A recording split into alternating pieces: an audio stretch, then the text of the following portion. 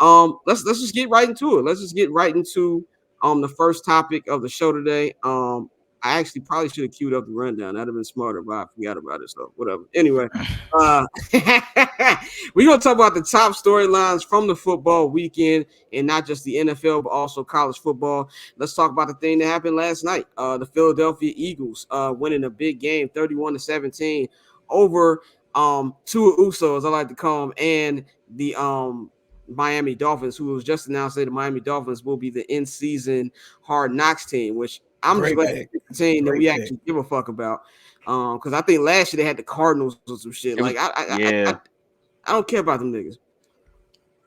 You know what I'm Yeah, yeah. no, I saying? think it was that's a like the great pick for the midseason joint. it was like Cardinals and Colts. I think they did two Cardinal, teams last the year. Colts one wasn't the Colts was the year before. The Colts one wasn't Oh, bad okay. because they didn't make the playoffs, but they went up to the last game. So at least that had a little bit of intrigue. We knew the Cardinals weren't doing shit last year. And then towards the end, Kyler Murray, like there's no personality on there. There's personality with the Dolphins, man. So I'm looking forward to that. They got not really destroyed, but they lost last night 31-17 to the Philadelphia Eagles, man. If you look at just from the stats of that game, this was it was really one of those hard hitting type games, man. Jalen Hurts hasn't officially beaten the allegations that we were talking about on Friday about him being inconsistent, but he went 23 of 31, 2 touchdowns, one ridiculous pick six. But I think the story here today is DeAndre Swift, 62 yards. AJ Brown with his fifth straight 100-yard receiving game. He has 10 receptions, 137 yards, a touchdown.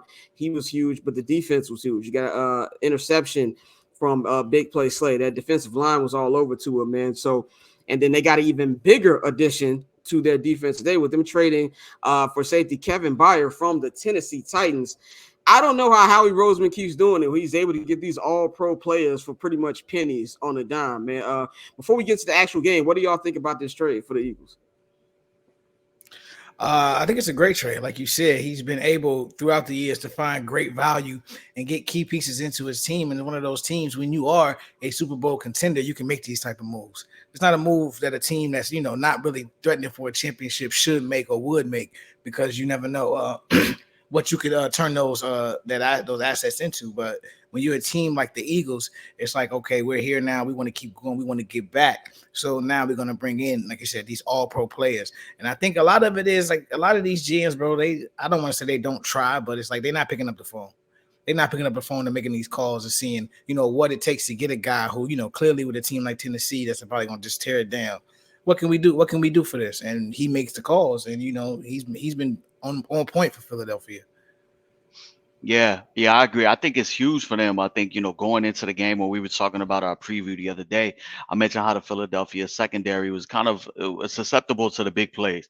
I mean, we know Tyreek Hill is Tyreek Hill, but he still had a big game yesterday performance-wise. So when you have the defensive front that you have with, Jalen Carter, with Fletcher Cox, with Jordan Davis, when you're able to get that pressure up front, having a Pro Bowl safety, inserting him into that back end, especially when come down to the playoffs, it's the teams are going to definitely try to throw on them. So I think it was a huge pick that we got to investigate what's going on between Howie Roseman and the Titans. He might have some type of information going on them because he continues to deal with them and um, continues to come out on top with it. Yeah, it kind of feels like a little bit like the Titans are the Eagles, like a down south minor league team. Like, hey, yeah, we gonna give you niggas AJ. We see you had problems covering the cheetah last night. So how about we give you a safety who can take care of that? So here's Kevin Byard. I mean, I think it's a great trade for them. I think the Eagles, that to me is the model of what a great organization is. That's something that as a Bears fan, I'm ridiculously jealous of. I love aggressive GMs. I love GMs who don't give a fuck about spending money. I love GMs who know when it's time to, cut ties with certain players.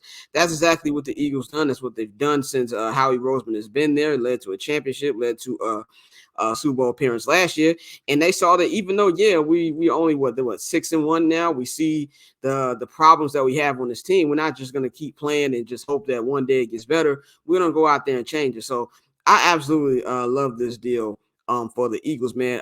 Real quick, I forgot the advertisers beginning. Pavi will be joining us in about 25 minutes of Hoops and Brews. He'll be joining us to talk about the NBA because it is NBA week here on I'm Not Gonna Hold You. Homie Big Walls will be joining on Friday, but Pavi will be joining us in about 25 minutes to talk about the season preview in a minute. But let's talk about the actual game from last night, man. Do you feel like, because I feel like we said this when we previewed the game on Wednesday, like not Wednesday, on Friday, where there's a way to play the Miami Dolphins if you're more physical with this team, that you should be able to beat them. Do you think that they found a way to, I won't say found a way to stop them, but kind of like, put on film. They're like, yo, this is, if you play physical with these guys consistently and you get them outside of that nice tropical weather in Miami, that you can beat them? Or this was just one of those games that, Miami didn't have the best game. You can even say the officials. It was a couple question calls last night. What do y'all think about, what the Eagles game plan was? You're on mute, G. When you have a team that, is so reliant on speed, that physicality can knock them off their game. And I think this is now the second time where we've picked Miami to go up against, another playoff team and make a statement, and they haven't done it. Well, at least I've picked them. And so I think, now I don't want to necessarily say it's a formula, but it's one of those situations where you have teams where you beat the teams you're supposed to beat, and with a team like Miami, they're usually going to do it in pretty, dramatic fashion because they have the speed and they have the scheme that a lot of teams just can't stop. But when you come against these playoff teams, they're good on both sides of the ball usually. So they can scheme the same way you can and, try to take certain players out of the game and force you to do things that you aren't comfortable doing. And that's what the Eagles did. So I wouldn't say that they put the game plan out there. I think it's something that's already been known when you have these teams that are so reliant on, borderline trick plays and motion and all that other shit. People go punch them in the mouth, and then it's a completely different game. Yeah, I agree. The number one thing that the Eagles did from the jump was they took away the running game. Although the Miami Dolphins don't have like an elite running back room, Raheem Mostert, Jeff Wilson, and them boys, they still took it away rather easily and early. So, like Dante said, that takes away the surprise element of the running motion and everything you could do in the passing game. I know they were missing some people on the offensive line. There were questionable calls, but the only way we can describe them right now going through the season as we go into week 8 is they're bum slayers. They haven't beaten anybody yet. If you look at their resume, yes, their offense is electric, but when it's only against, so far, it's only been against some of the bottom feeders in the league. You got the Panthers, who haven't won a game. You have the Patriots, although the Patriots had a great win yesterday. That's kind of what you expect in a division game. So you got the Patriots, you got the Broncos. They beat a bad Chargers team. So I'm not really sold on. I'm not as high on them They as I beat the was weak-ass last week. Broncos. Yeah. So I mean, they put 70 on them. So I'm not as high on them this week as I was last week. But I'm just gonna table the discussion and we'll see. And I believe in 2 weeks they got Patrick Mahomes and the Chiefs, and that's gonna be the ultimate test for them. Yeah, I agree with you on that, man. I feel like this is why the NFL is such a week-to-week league, because I was very high on this team not even 3 days ago. I was like, I picked them to win this game. I thought their offense would be a little bit too high octane for a Eagles defense that hasn't been bad this year, and I feel like they've gotten real good the last couple of weeks. I actually got to give Sean Desai credit for the way they've changed, and it also kind of shows you just how bad the Bills are. But we're not going to get into that again when it comes to when you have actual players who can actually make your system be better. But I do think that, I don't know if I'm ready to call them bum slayers, but they definitely on bum slayer boulevard with the teams you just listed, Mikey. None of these teams are good. You got a team in the Chargers who should be good, but how many fucking times we gonna say that about the Chargers? It's just not a good football team. And so I do feel like they've left a lot to be desired. Yeah, you can say that they're still waiting for Jalen Ramsey to come back. Xavier Howard didn't play last night.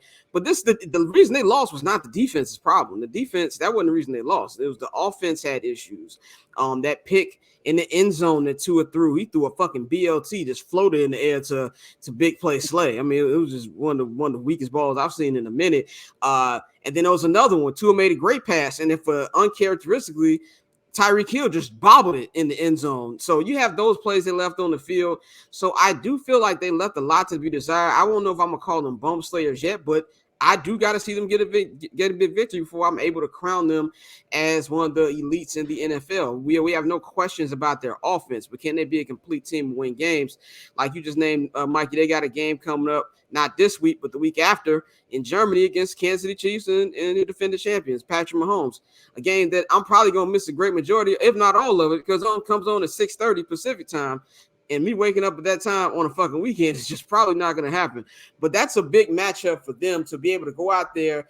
And even though the Chiefs have been up and down, they're still the Chiefs. They're 6-1, and you can go out there and beat a team like that. Then you're saying something. So I gotta see a lot more from the Dolphins, man. But let's go on to our next storyline that's happened from this week. Lamar Jackson and the Baltimore Ravens, they went in there. And this is a game, Mike, you said you should have bet on. I know you said this in the group chat. And I think you said on the show on Friday that you were thinking about betting on that game. You got the Ravens won 38-6. Lamar Jackson went 21 of 27, 350 yards passing, 3 touchdowns throwing, and he had 1 rushing. I feel like this game in general is kind of what you I as much of a critic as I am of Lamar Jackson, I feel like this year has probably been a stronger passing season, and he has gotten better and better. He's been putting up the numbers. A lot of it has to do with better wide receiver options that he has. So that has a better offensive coordinator. They got rid of Greg Roman last year. Brought in this new guy. But I think the issue from the last couple weeks was consistency. So I feel like this game right here is the model of what you want to see from the Baltimore Ravens going forward. Can their offense click like this every week? We all know their defense is good. The defense has been good since the fucking franchise moved to Baltimore. I can't even remember a time where the Ravens ever had a bad defense. They've really taken on the personality of a Roquan Smith. And I feel like Roquan is, not to say that Chicago wasn't a great city for Roquan, because Roquan was great when he was here, but I really feel like he's taken on the personality of Baltimore and Ravens fans, and they kind of feel like, not that he I feel like he was a leader here, but he was also, when he got drafted, he played with the Khalil Macks, the Akeem Hickses, guys like that who had been around for a minute. So yeah, when they left, he was de facto leader, but it's like he got there last year midseason, and they just rallied around him and took his personality. So if they can go out there and beat on a team who we were just talking about could probably spoil an NFC Championship rematch in the Detroit Lions, if they can play like that every week, they can be a problem in the AFC. And I think if you're looking from a Lions perspective, I can see this lost by a couple points. But they got their fucking ass whooped. And I don't want to overreact too much on that, but that's something that makes you want to kind of, question the Detroit Lions a little bit. Yeah, it's kind of, if we go back to Friday's show and you go back to the review, I called it exactly how it played out, minus it being a massive blowout. But that Lions secondary is susceptible to being got, and I thought Lamar Jackson would have a big passing game, and he did, and it was out of hand early. Lamar Jackson was my MVP pick. I think he might be the front runner now. Let's see if he can continue to throw in the air and continue with Zay Flowers and Mark Andrews. We already know what Mark Andrews is as his security blanket. But for the Lions, though, the Lions are still having a great year. They started off 5-1. I think this is one where it happens. It's the NFL. We look around the league and look at last week. The Browns get the Niners and the Jets get the Eagles. Yesterday, the Bills, lose to the Patriots, and Mac Jones is throwing game-winning, touchdowns. So that's just the NFL. It's a week-to-week league. I wouldn't really worry about the Lions right now, but when you look around and you see the Eagles, right? The Eagles won a game, and what they do, they got off the phone, they got out the locker room, and they went and they got on the phone, and they went and picked up some secondary help. The Lions need to be on the phone and start calling around and seeing who's available so that they can plug into their secondary, because we know that they're stout on the O-line, D-line. We know what they can do offensively, but come January, who's lining up against AJ Brown, Devontae Smith, Dallas Goedert, and them boys? Right. He's lining up. He's lined up against Debo. Right. Ayuk. Is Kittle. So yeah, I definitely agree with that too. And before we go to Dante, I just want to say this real quick about Detroit. Even though we know Aiden Hutchinson is a beast, But I'm concerned about the rest of the niggas on that defensive line. I feel like he's been the only one who really getting consistent pressure, and that's something I feel like they need to probably take advantage of too. Because if you're the Lions, you're in the shit division. You know what I'm saying? You don't have to worry about the Bears, you don't have to worry about the Packers, you don't have to worry about the Vikings. All three of those teams got 2 wins. You know what I'm saying? They're not going to be a factor. You're going to win the NFC North. Every move that they should be making should be preparing them for playoff football, and they need to shore up not only the secondary, but get Aiden Hutchinson more help out there if you can. And I know, D linemen aren't available at the deadline like that. It's probably the second most valuable position after quarterback, but that's something I would pay attention to. Yeah, definitely, bro. I think with Detroit, like I just said, it's similar with Miami. These new teams, these young teams that are new to the playoff picture, they will have to take these whoopings, these ass whoopings. And you see teams like a Philadelphia, and in this case, like Baltimore, really letting them know, like, it's levels to this, and y'all not really ready yet. And so I agree with the Lions defensive line. Aiden. He's a problem, but you're going to need to get him some help. And just another further proof that it's a process. I know we get excited about teams real fast and we want to say, oh, they next up, or they going to do this, that, and the third. But it's still, it takes time. And so with Lamar, like you said, he's doing everything we wanted to see this season. I know he started off rough in game 1, but he's been great passing the ball as his receivers have gotten healthy and started to come back. And so I think the sky's really the limit for him. And that's a guy who I forgot, but I'm pretty sure 2 of us picked him to go to the Super Bowl. But he's showing you why they should be, one of the Super Bowl favorites. And like you said, Roquan, he's obviously Ray Lewis is much more vocal, but he's in that mode of just amazing linebackers. And he's been great in every game, essentially every game he's played since he got to the NFL. And that's with the Bears and now with Baltimore. So, when you have a centerpiece like that, although, the Bears didn't want to build around him with the amount of holes they had, it made sense for a team like Baltimore. That was the perfect move to make at that time, and it's paid dividends. Yeah, I agree with everything y'all saying about that, man. I think this is to me it says a lot about both the teams. Like we saw what Baltimore can be, and we saw that Detroit, like, okay, yeah, this was like, I won't say it's their first big test because it wasn't. The first big test was week 1, but we also got to put not an asterisk. We also got to note that Travis Kelce didn't play that game. Chris Jones didn't play that game. It was Patrick Mahomes out there throwing to me. You know what I'm saying? It was a little bit of a different situation. So I guess at this point, I'm going to be grading Lions off primetime opponents they see, and this first one was a fail to me. So next, let's talk about a team and a quarterback we talk about a lot on here. The Buffalo Bills, man.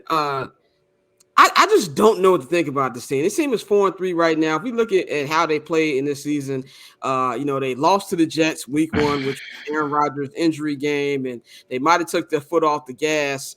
What I'm saying, with the way that was playing because of, Aaron Rodgers' injury. They thought, oh, there's no way we're going to lose Zach Wilson and these niggas. Then you go home, your home opener, you blow out the Raiders. That's not impressive. The fucking Bears beat the Raiders last night. Then you go to the Commanders, blow them niggas out. Once again, not impressive. The Bears beat the fucking Commanders, beat the Commanders' ass. Then you make light work out of the Miami Dolphins, which is a good win, but might not because we don't know how good the Dolphins are now. You lose a close one in London to Trevor Lawrence and the Jaguars, and you come out here and you make motherfucking Mac Jones look serviceable. Like what the fuck are we doing? I think that's an issue. I don't want to know. I don't want to if I'm ready to call them frauds, but I have a lot of questions. Like we all know the defense is going to have a setback. They lost Tremaine Edmonds. They lost a lot of guys on there. As good as Josh Allen can be, he tweaks a lot, throws a lot of turnovers, and then also sometimes he just only throws to Stephon Diggs and ignores the rest of his team. Do y'all think that they're frauds or they are just wildly inconsistent to the point that you never know which team you're gonna get? I wouldn't go as far as to call them frauds, but I agree they're just wildly inconsistent. And fortunately, with the skill that they possess, as long as they get hot at the right time, that shit not gonna matter. So as long as toward the end of the season, they lock down their playoff spot, and if they're able to get their home field and have at least one game, and people got to come to Buffalo, that's gonna set them up for success. So I wouldn't say a fraud, but they are inconsistent, and it's one of those things where here we are now, year 2 of no Dabo. So let's really see what Josh Allen can do and how he starts to adjust to that new offense, because like you said, it's been highs, it's been lows. So like what is going to be that consistent level for Josh? And I think wherever he goes, that's where that team is going to go. Yeah, 100%. I wouldn't say they're frauds either, but we did highlight them as a team that had a lot to prove this year. As long as along with the Dallas Cowboys. So I think this was their first game without playing without their leader of their defense, Matt Milano, who they lost when they played over in London with the season-ending injury. So defensively, they showed some warts, especially in the short passing game. I mean, Ramondre Stevenson had a ridiculous game catching the ball and receiving, and he's not really somebody that you like. He's not really a running back that you would use a lot in the passing game. So I thought that Bill Belichick just crafted up a perfect game. We know that Bill Belichick is one of the goats, arguably the GOAT as far as NFL coaches, and he's good for a couple of these performances every year. Especially with a team that's not as talented as we're accustomed to over in New England. But the Bills, I don't know, something is missing. Something is missing. I don't know if it's offensively, I don't know if it's defensively, but to me, they seem to have hit a wall. Uh, Josh Allen is what it looks like. He's trying to play hero ball a lot, like a Yeah. lot, a lot. The offense isn't flowing. Like Dante said, that could be a big part due to the departure of Brian Dable, but they were confident in Dable leaving, and last year Josh Allen still had a big year offensively with Dable gone, and Stephon Diggs had a big year. So there's just a lot of misses. There was a throw by Josh Allen at the end of the game yesterday that could have got them in position to have at least one more attempt at the end zone, and Stephon Diggs dropped it on the New England 30. So they're just not clicking right now. Something's going on over there, and we're gonna watch them. I don't think they're frauds, but if they do not have a successful season this year, especially in the playoffs, then yeah, they will be on fraud alert going into next season. I mean, it might not even take that long because if you look, I'm looking at the schedule right now. They ain't got no easy games coming. They got Thursday night football this week. Of course, the Buccaneers, they're not a good team. They can definitely be competitive. Then they go to Cincinnati. Then Mm. they play, the Broncos ain't good, but they can win. They can beat y'all. Like they're able to go out there and beat them, especially the way they've been fucking playing. Then you got the Jets again, who they lost to week one. That's the division game. Then they go on the road to Philadelphia. Then they go on the road to play the Chiefs. Then they play the Cowboys. That defense can do what they want to do with Josh Allen. And they go to Shit, they LA got to a play the tough schedule Chargers. Yeah. Then they just play the Bills, the Patriots again, who they just lost to, and then they finish out the season in Miami. So in it Miami. might not even take that long. We really gonna figure out what this team is about, man. We're gonna have Pappy join in about 5 minutes. We're gonna wrap up this our storylines. Got two more. One, this should be a quick one, man. How the fuck are the Pittsburgh Steelers winning games? Like the Pittsburgh Steelers came out here to LA last night, won 24-17 in a very entertaining game. By the way, I gotta give a shout out to Samoan Cooper Cup. I don't even know if that nigga's Samoan, but he got a Samoan ass name. Pua Nakua. That nigga's amazing. It's like watching Cooper Cup with his Padawan, man. They've been good. It was a couple Matt Stafford interceptions, but Kenny Pickett is mediocre as you can get. He didn't throw for any touchdowns. They only had like probably one or two offensive touchdowns. They still won. Is this more of a testament to just how amazing of a coach Mike Tomlin is, or do you think this team, for some reason, might actually be decent? It's coaching, bro. It's prime example of how you have a system in place and you have people that believe in that system and know how to coach that system. You can be successful. Like it may not always, equal Super Bowl victories, but you're going to at least compete every day. And it's what we talk about. And I hate, I hate that we always go back to these motherfuckers. But like with the Bears, G, it's just a lack of sense in the Lack way. of Like everything. you look at them and say, like, where is the football IQ? Where is the discipline? And like with a team like Mike Tomlin, you're always going to get those things. And if you don't get it, you're not going to fucking be there. That's why he put up with AB until he just couldn't take it no more. They say he used to hold the plane for AB, let AB show up, like all of that, because he knew he was able to get the production out of him.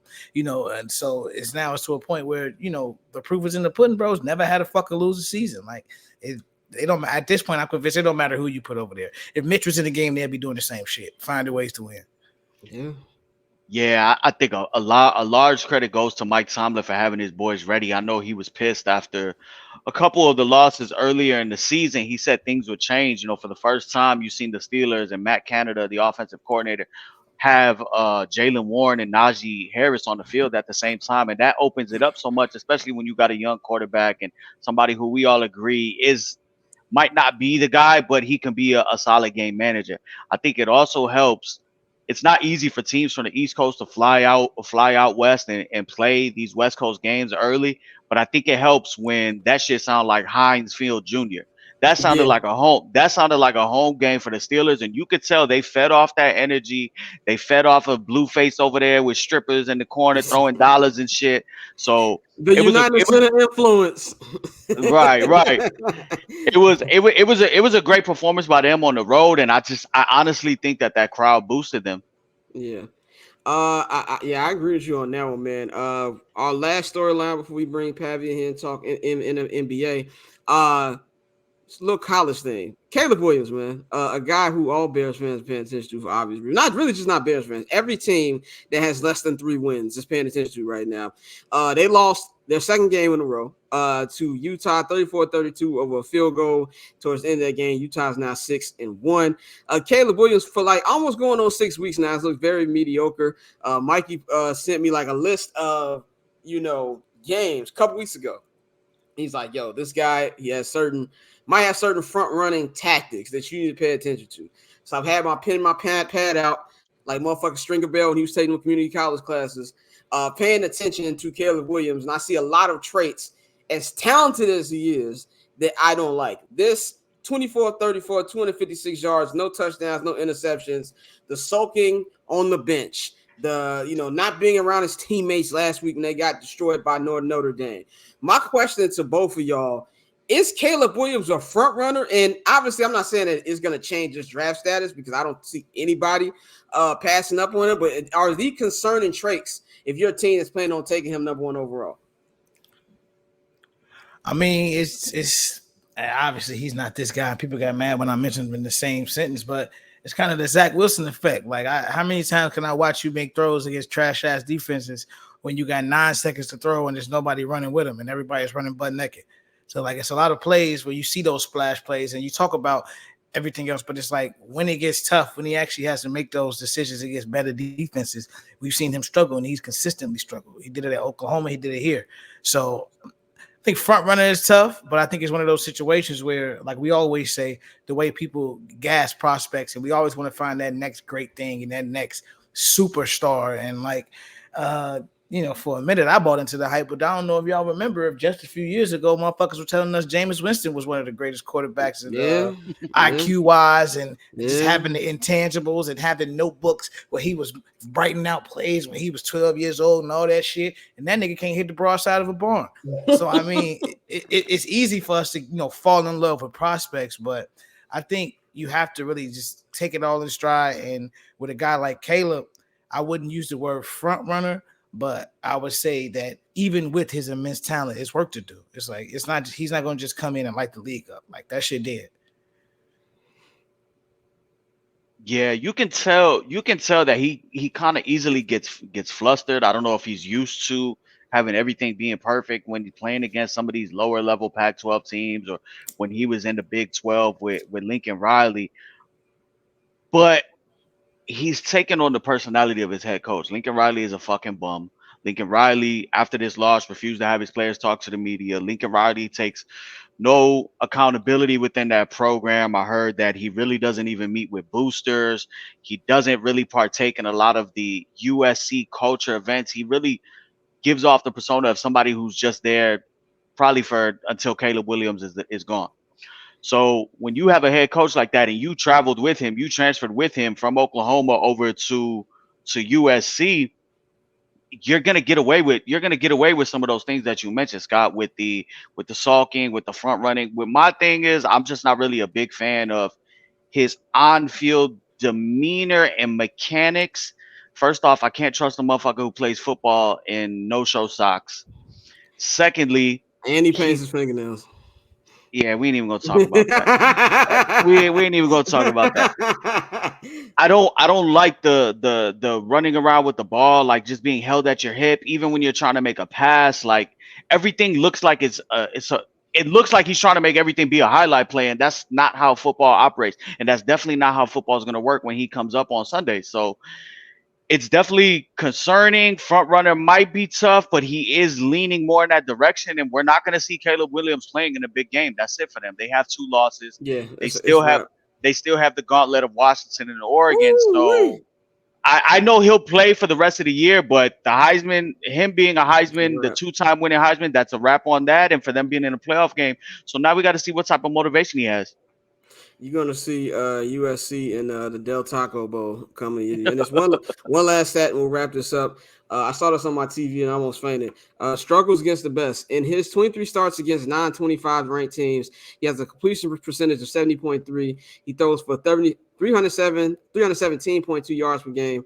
With 78 touchdowns to 7 interception ratio. Now, in his 5 starts against top 25 teams, he has a 51.4 completion percentage, 172 passing yards a game, and 6 touchdowns and 6 interceptions. That is your ESPN Cole Hart. Coors Light Cole Hart facts, man. That's going to conclude our top storylines from the football weekend, man.